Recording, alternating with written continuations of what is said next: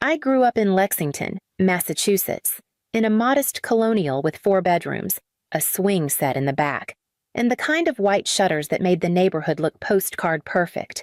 Inside, though, our family orbit revolved almost entirely around my older brother, Ethan. From the moment he arrived, 2 years before me, he was the shining center of my parents' attention. The evidence was everywhere. Entire shelves in the living room displayed his baseball trophies, team photos, and framed report cards with great effort scrawled by his teachers. When he outgrew one-bedroom theme, my parents eagerly redecorated first rockets, then sports pennants. Finally, a teenager's retreat with navy walls and a new desk. My room stayed pale yellow with the same twin bed and curtains I'd had since kindergarten. Gifts told their own story. One Christmas, Ethan unwrapped a baseball signed by the Red Sox, a treasure that earned gasps of delight from my father. My turn came with a thick dictionary, still stiff from the store. "You love words," my mother said as I turned its heavy pages. I did, but even at 10 years old, I knew it wasn't the same as a signed ball held aloft like a crown jewel. School achievements hardly shifted the balance. When I won the regional science fair with a project on solar cells, my parents offered distracted congratulations and hurried off to Ethan's doubleheader that same afternoon. I learned quickly that my value was measured by how neatly I fit their picture of the golden sun and his capable, accommodating sister. By the time I was 13, I stopped expecting applause.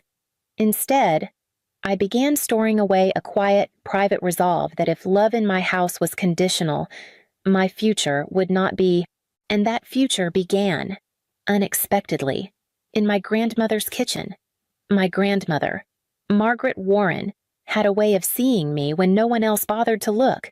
She had worked as an accountant in Boston back when women in that field were rare, and though retired by the time I was a teenager, her sharpness never dulled. While my parents hovered over Ethan's baseball practices, I often walked the half-mile to her tidy brick house, where the scent of cinnamon rolls always seemed to linger.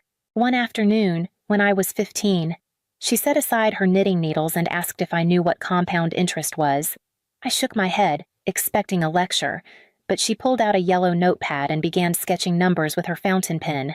"Imagine you put $100 in the bank," she said, explaining how it grew over time if left untouched.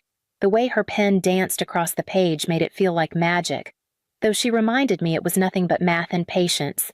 I went home that evening and emptied my babysitting earnings into a savings account. It wasn't much, but the act itself felt like claiming a piece of independence. Over the next few years, Grandma nurtured that instinct.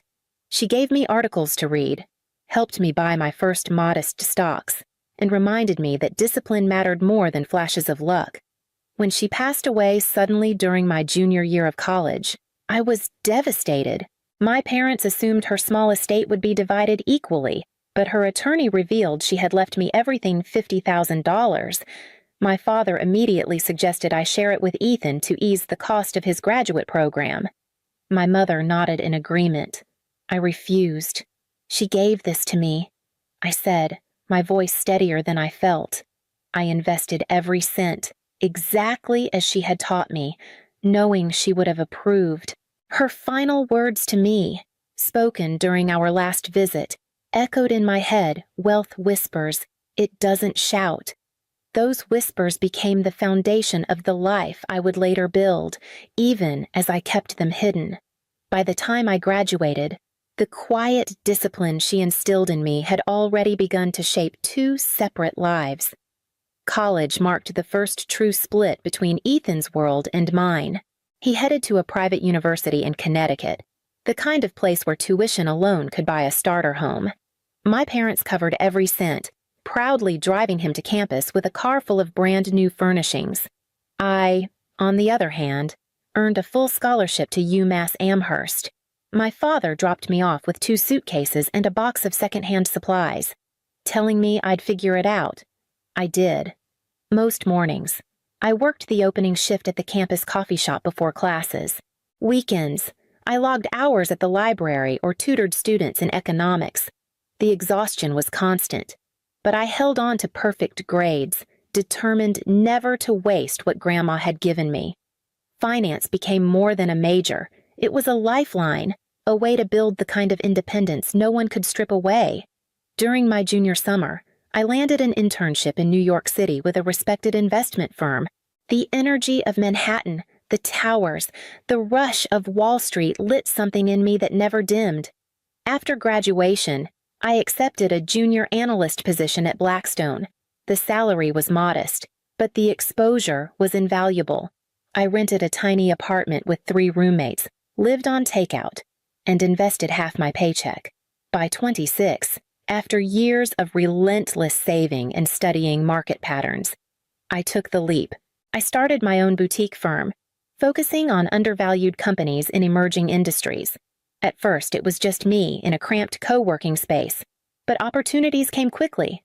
A biotech startup, a renewable energy firm, a small tech acquisition, each risk multiplied what I had built. By 32, my net worth quietly reached $13 million. Outwardly, nothing changed when I visited home. I drove rental cars instead of my Tesla, wore plain clothes instead of designer, and deflected questions about my job with vague answers. The mask was necessary, or so I told myself, but every year it grew heavier. And when Michael entered my life, he was the first to notice the weight I carried. I met Michael Carver at a charity event in the city, one of those evenings where industry people clink glasses under dim lighting and pretend to network casually. He wasn't part of finance. He was an architect with a practice in Manhattan, known for designing spaces that combined elegance with functionality. What drew me in wasn't his resume, but his ease. He listened, really listened, in a way I wasn't used to. We started with dinners after long days, then weekend walks through Central Park, and eventually nights spent in each other's apartments. Michael never asked about the numbers I managed or the clients I served. He wanted to know what books I loved, why I still cooked my grandmother's recipes, why I always avoided questions about family. For months, I gave him the same deflections I gave everyone else. They're fine, just busy, nothing much to tell. One evening in October, after 3 months of dating, he caught me off guard. We had just finished dinner at my place, and I had hung up from a short call with my mother. My answers clipped and vague. Michael set down his wine glass and asked quietly, "Why do you erase yourself around your family?" The words landed like a stone in water. I had spent years perfecting that erasure, smoothing out my life so my parents wouldn't question it, dimming my light so Ethan could stay their golden child. But Michael's gaze was steady, waiting. So I told him. I told him about the photo albums, the trophies, the necklace Ethan got while I unwrapped books, the way my achievements had always been minimized. I explained why I kept my wealth a secret, that if they knew, it would only become Ethan's money in their eyes. He didn't interrupt, just listened, then leaned forward. "Living divided can't last forever," he said gently. "At some point, you'll have to decide which life you want." His words lingered long after he left that night. By the time Thanksgiving approached, I knew he was right. I couldn't keep pretending to be less than I was. I decided to bring him home with me to Boston and to stop shrinking, even if I wasn't ready to reveal everything. The drive from New York to Lexington was lined with bare trees and the first traces of frost on the roadside. Michael kept one hand on the wheel and the other resting lightly over mine, as if he could sense the knot in my stomach tightening with every mile closer to home. By the time we turned onto my parents' quiet street, the sky had gone gray and the air carried that damp chill unique to Massachusetts in late November. Ethan's new Audi gleamed in the driveway, its paint still bright from the dealer's lot. I knew without asking that my parents had helped finance it. They always did. My chest tightened at the sight, but Michael only squeezed my hand. Inside, my mother swept past me to embrace Michael, her voice high with excitement at meeting him. My father clapped him on the back, asking about his practice, while I received a distracted smile and a quick pat on the shoulder. Ethan appeared a moment later, all polished confidence, and was introduced to Michael as though I were only incidental in the connection. Dinner that evening felt scripted, every line already assigned. My mother had prepared Ethan's favorite roast, and conversation orbited around his recent promotion at a Boston marketing firm. He described his corner office and the junior staff reporting to him, while my parents beamed with pride. I pushed peas across my plate, offering polite nods, my own career once again invisible. Later, Michael and I were shown to the small guest room, its pull-out sofa sagging in the middle. Ethan and his wife were given the larger guest suite with the queen bed and private bath. When I raised an eyebrow, my mother explained, "Ethan's back needs proper support." I said nothing, though heat rose in my chest. That night, as I passed the kitchen for water, I heard my parents speaking in hushed tones. "I just wish Selena had more ambition." My mother sighed. My father replied, "She's always been content with less. Not like Ethan." I stood frozen in the hallway, the words as sharp as they had been when I was a child, and knew the cracks in my silence were widening. Thanksgiving morning began with the smell of turkey already in the oven and my mother humming in the kitchen. I slipped outside to take a call. I couldn't avoid one of my partners finalizing terms on a deal that involved seven-figure commitments and timing the release of capital. My voice was low, measured, but I felt exposed standing there in my parents' backyard, surrounded by the same picket fences that had framed my childhood. When I hung up, Ethan was leaning against the back door, his eyes narrowed, arms crossed. "Since when does data entry involve million-dollar portfolios?" His tone carried a bite, but before I could answer, my mother called him inside to set the table. He gave me a long look before disappearing, suspicion written all over his face. Later, as we dressed for dinner, Michael mentioned our upcoming trip. "We'll be in Tokyo for 2 weeks," he told my father casually. "Selena has a client there, and we're staying on to explore." The words seemed harmless, but I saw Ethan's head snap up from across the room. He stared at me, as if piecing together a puzzle he hadn't known existed. When the meal was over, I brought out the television wrapped in silver paper and a blue bow.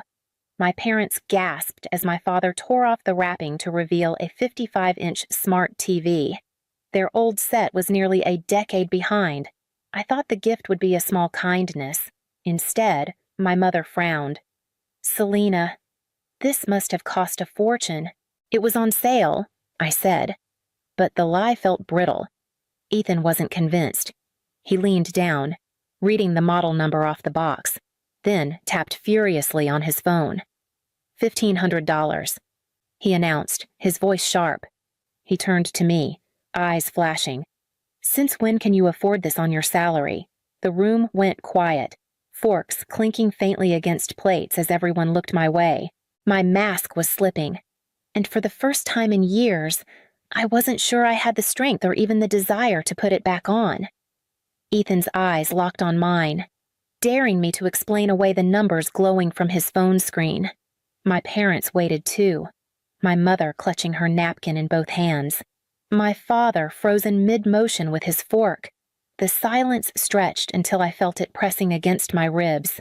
"I don't work in data entry," I said finally, my voice steady though my pulse thundered. "I own an investment firm." "We've been successful." Ethan let out a sharp laugh, half disbelief, half anger. "Successful? Try secretive? You've been hiding this while Mom and Dad helped me cover my car loan while they worried about mortgage payments." His voice rose as he scrolled furiously. "Oh my God. Forbes, $13 million. Is this a joke?"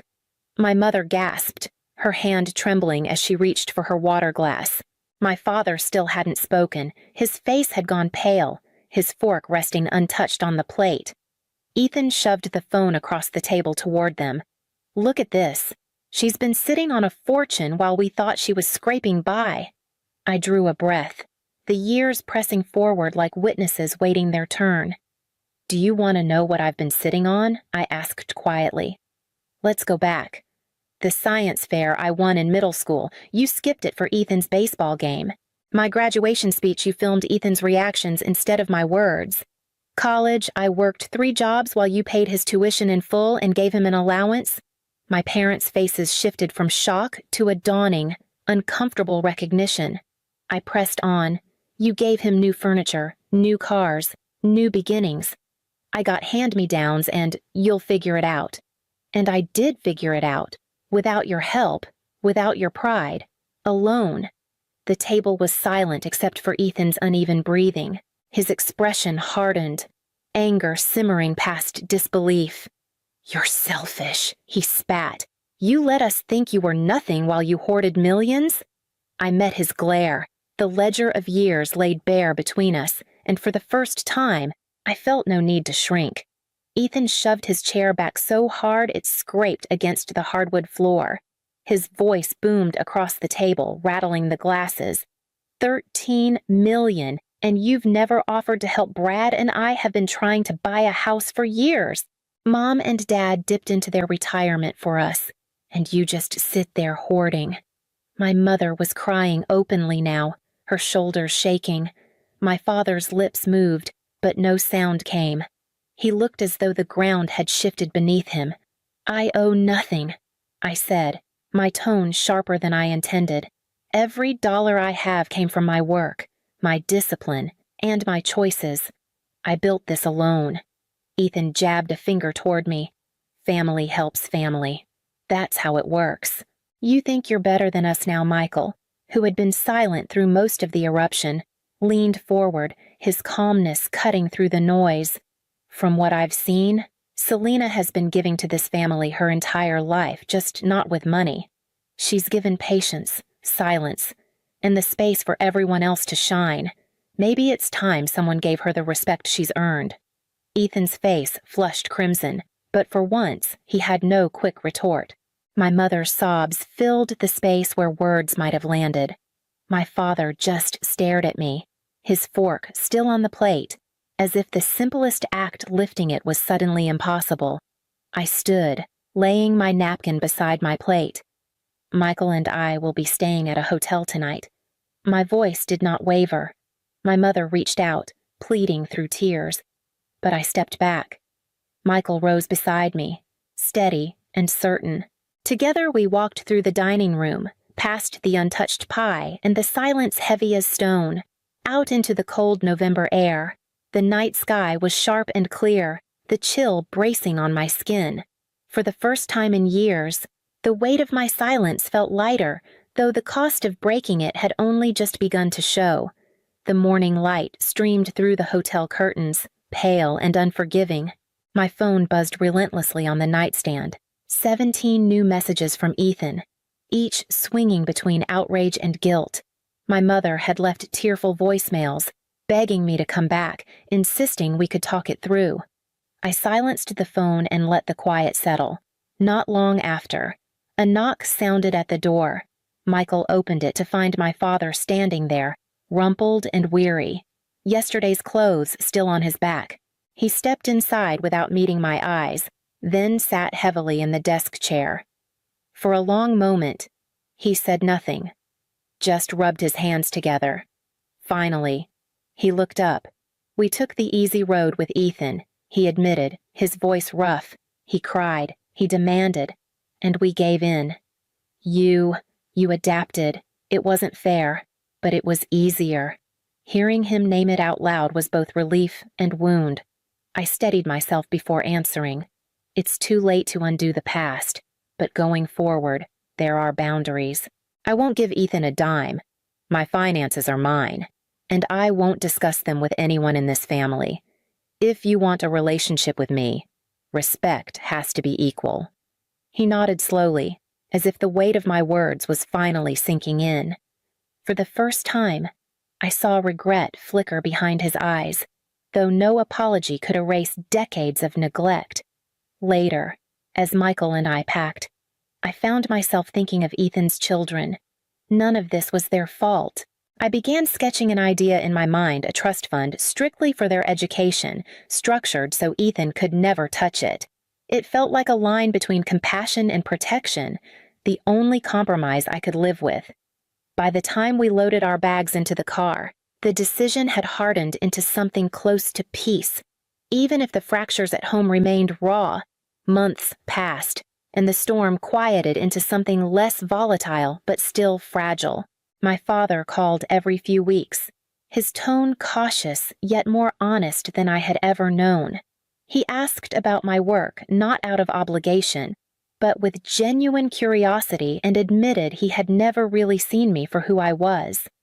My mother's calls were harder, tangled with guilt and habit. She still slipped into old patterns, invoking Ethan, but sometimes caught herself and shifted, as if learning a new language slowly. Ethan I cut off entirely. His barrage of demands turned into accusations, then into silence once I blocked him. The absence felt less like loss than relief, a wound finally closed to air. I began therapy, sitting across from a woman who gave words to the years I had carried alone: favoritism, erasure, the hunger for recognition.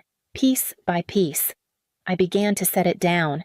With space cleared, I found myself drawn to giving in ways that felt purposeful. I mentored young women entering finance, women who reminded me of myself at 20, determined but underestimated. I funded initiatives for girls in STEM, small acts of investment that rippled wider than I expected. Michael stood with me through it all, steady and present, never asking me to be less or more than I was. Together, we built new traditions, holidays with friends, weekends away, a community that felt chosen rather than assigned. One evening, as spring settled into the city, I hung a small brass key on the wall of our apartment. I'd had it engraved with a single word: boundaries. It caught the light from the window, a quiet emblem of everything I had reclaimed and everything I would protect going forward.